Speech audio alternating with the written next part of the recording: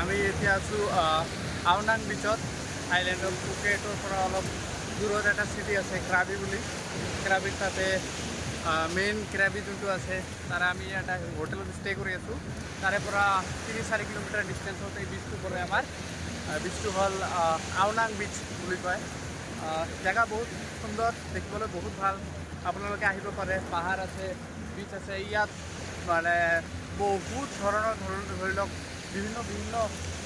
দেশৰ পৰা টুৰিষ্ট আহে লেক্স অফ টুৰিষ্ট ইয়াত গেদাৰ কৰে মানে একচুৱেলি ক্ৰাবি জেগাটো যোনটো আছে আপোনাৰ বিচটো ইয়াত অলপ মানে টোটাল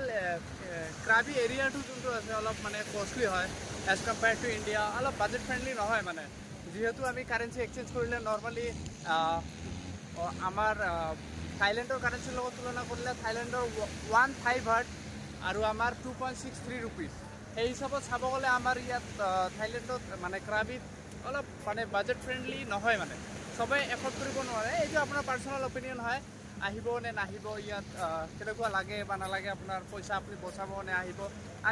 মই পাৰ্চনেলি যিখিনি মোৰ পাৰ্চনেল অপিনিয়ন কৈ আছোঁ আমাৰ অপিনিয়ন কৈ আছোঁ আমি পইচাৰ ফালে ইমান নাচাওঁ যিহেতু